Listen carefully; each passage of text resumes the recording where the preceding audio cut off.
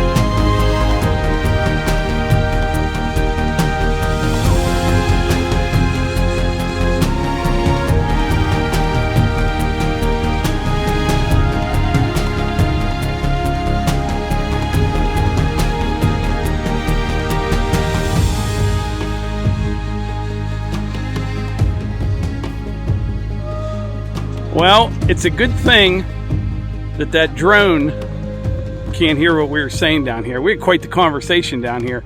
Melissa and I have been married for, what, 30 years? Yes. I think we get along pretty good, but not so well when we're stacking lumber. You were yelling at me the whole time. You're yelling at me. No. Come on, miss, get it. Don't set it down until come my way. All this stuff. And meanwhile, okay, look at my leg. I got scratched because there's this hunk of bark sticking out. And then I have to step up here all while I have a board above my head. I was just at the physical therapist this morning for my shoulder. I shouldn't be taking these. This is about as high. I'm going to move this out the edge just a little bit there where it goes. This is just about as high as I want to go right here. I was going to start a new stack with this really nice cherry here, but I figured this one's nice and level. Might as well finish it off with this. I think what I'll do is might leave this uncovered for tonight. I don't think it's going to rain anymore. It's been raining all week. But then come down here tomorrow, blow all this out with the leaf blower, and then cover it up again. This is a really nice stack of lumber right here. I'm pretty particular when I stack and sticker lumber. You always see videos of people running a sawmill, but you don't see a lot of people stacking and stickering wood. This is one of the less glamorous things about sawing lumber, but in my opinion, it's so important. You go through all that work, you know, getting the logs out of the woods or buying log truckloads of logs and sawing them and doing all that. You might as well finish it off right and stack it properly. I remember years ago, I went and looked. I might have told this story before, but I found a guy with a kiln. It was like a solar kiln, and somebody recommended him or something, told me where he lived. Didn't have a phone number, so I went up and checked him out. I was going to have him dry some lumber for me. And when I got up there, there's piles of lumber all over the place, and it's this way, it's all jacked up. I just turned around and left. I figured if he's not going to make an attempt to at least stack and sticker it right, I didn't want him drying the lumber. Ouch. I'm just saying it like it is, Melissa. So many details that I didn't know about you. What do you mean? When it comes to wood and lumber and firewood. Well, there's so many important details that you really don't mind that I do mind. Name one. Everything in the kitchen. I'll just say that. I know a wet towel in the bathroom is your Wet towel in the bathroom. Yes. Well, this... Number one. All right, we better change the subject. But like anything in the kitchen, you're like, what? Okay, yeah, I was going to put those plates in. You know, it's just so interesting that... And I just always... And when I don't get things done right away, it annoys me. Like the house, anything in the housework. Like the rower in the middle of the garage? I left that out because Levi was coming to use it. Okay. But Mike does not complain about anything in the house. He really, really doesn't. I was thinking that the other day. He does not complain. I'm not a good decorator. I think I've already showed that. But because we decorate with deer heads. But Mike never is like, gee, I sure wish you'd do this or this. And I mean, I get it done eventually, but like he never complains. But I had no idea you were this much of a stickler when it comes outside to stuff. I'm a little bit. Oh my gosh, yeah. Like even cutting the grass. Yeah. Yeah. Certain ways to do certain things, Melissa. Oh, I agree. And this is how you stack and sticker lumber right here. Oh boy. Here, stand next to that. How tall are you? 5'6". I thought you were 5'7". I was 5'7" in high school. I'm guessing now I'm 5'6". Well, I am 5'6" because I was at the doctor. Okay, my heels are on the ground, although I have one more board. There. All right. All right, so we want to tell our future son-in-law, congratulations. He is a thrower at Penn State, made it out to Oregon for the NCAA tournament, was on ESPN, and qualified for the next round. So, yeah, so it's like good job. He's in the top 24 in the nation right now. That's right. Good job, Tyler. We're proud of you. I'll be anxious once they get married and he comes over on the weekends how he can stack lumber. He can throw a big heavy steel ball, but we'll see how he does with this here. Right. All right, I just came up to the house for a minute, took a little break while Melissa and I discuss what we're going to have for dinner tonight. But before I forget, I wanted to mention on June 26th, Melissa and I will be in Wisconsin at the Wolfe Ridge facility. They're having a Midwest firewood frenzy, and I will put a link in the description. I think it's $5, you know, at the door, but they want you to kind of pre-register so they can get an idea how many people will be there. And the $5 just helps cover the tent and, you know, porta-johns, all that kind of stuff. It's pretty reasonable. But Melissa and I will be there on June 26th if anybody's in the area and would like to stop and say hi. But it sounds like it'll be a pretty good time. They'll have some demos going on some splitters and also some other equipment as well. Food truck. I don't know what else. But, yeah, it should be a good time. And we are really looking forward to go away. And it's going to be about a week before the wedding. And Hannah doesn't know that we're going yet, so we'll drop that on her here in a little bit, but we'll just be gone a day or two. But right now we're just going to let it be in the video, and we'll see.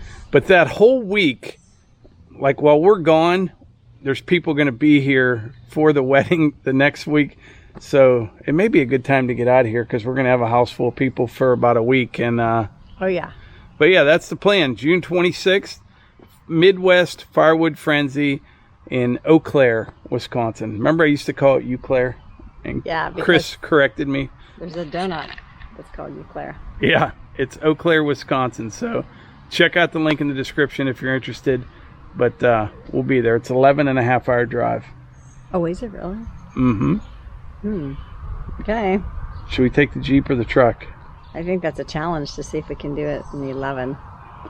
I can. She likes to stop quite often. Oh, look, sunglasses. Sunglasses. Rest area, she comes out. Remember that scene in Dumb and Dumber where you just come out with the bare essentials? Yeah. That's her. But anyway, that's it. I'll report back in a bit. Something I wanted to show you guys. I changed a few things up over here. This downspout right here, it came out over about, 6 feet. And then it went the whole way to the other side of the building, out past the patio area, and tied into that downspout on that side. And then it went down underneath that road, right? But we've had some real heavy downpours, and it was taking it okay, but man, there's a ton of water comes off this roof. So I thought, you know what, I'm going to split it up a little bit. So yesterday, I dug this up, and I ran a new line from here straight over to there, and I daylighted it right there. And what I'm going to do is dig like a gravel pit right there, kind of slow the water down. But over in this area right here will be a good spot to stack some firewood and stuff. But right now it's pretty wet to do anything out here. Although I am going to put some of this 2A limestone in here, dress this up, and I'll be able to start working my way around the building when this dries up. I want to have all this done, cleaned up, stoned next week.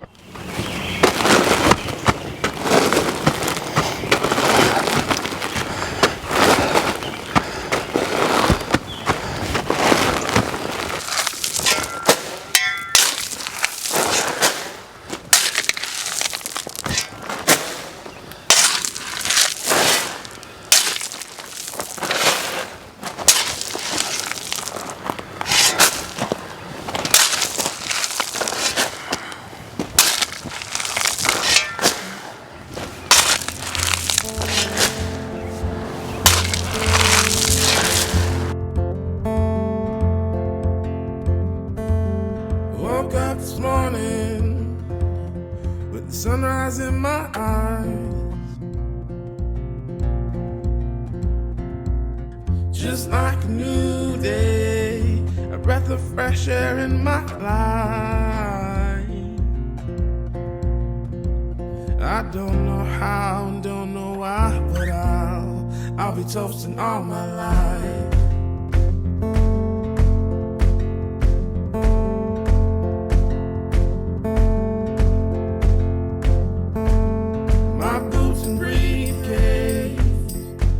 Waiting at the door,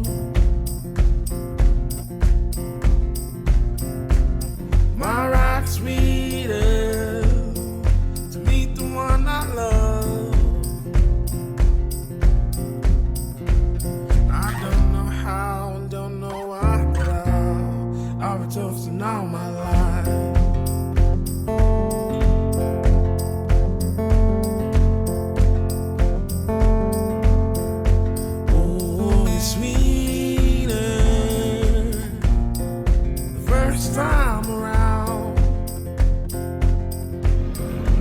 I'm going to idle the tractor down and try to do this with one hand. But one thing I like to do with a little tractor like this, and I don't have anything on the back right now, is when you're going into a pile of stone, especially like this 2A limestone, I like to pull some down, kind of flatten it out a little bit,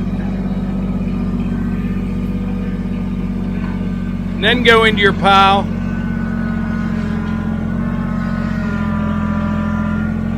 And you can get a full bucket every time that way. What happens is that pile gets stacked up, you know, and if you go into the bottom of the pile, you're trying to lift the entire pile. So that's why I go in sometimes, pull it down, flatten it out a little bit, and you can get a nice full bucket each time. I'm barely at an idle right now, and I have almost a full bucket of stone there.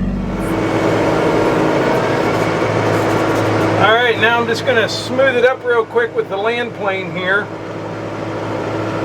The geotextile that I put down, that is a added expense, there's no doubt, but a whole roll is about 350 bucks, I think. And it's worth every penny. It saves you on stone, and the nice thing is, it keeps that stone from sinking down in the ground. So you save on stone anyway. But the sun is starting to come out right now, which I'm pretty excited about. The last week, the weather's been kind of rough. Just real hot, real humid, and lots of thunderstorms. But next week looks like a banger of a week. I mean, it looks great. We'll see if the forecast holds true, but you know, 70s, mid-70s, sunny. That'll be really nice.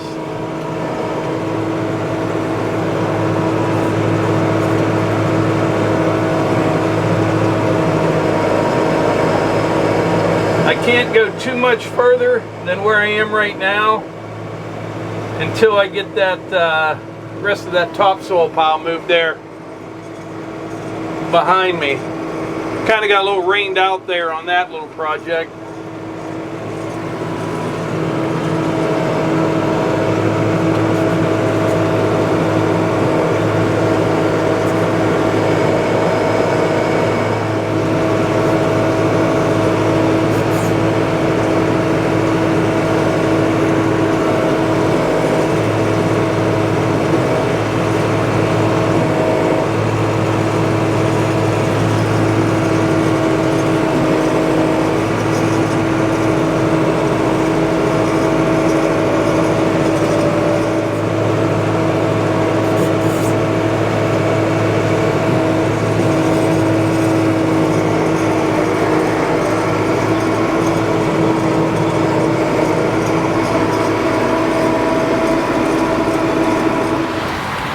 So the inspector showed up.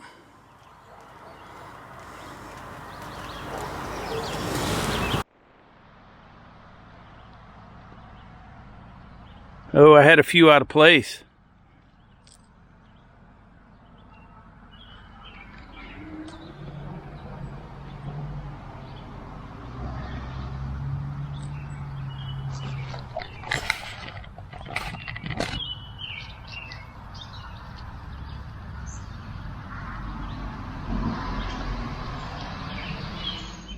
But anyway, I think I'm going to wrap this video up. So like I always say, if you enjoyed these videos, please hit the like button, click subscribe, and share them with your friends. Thanks.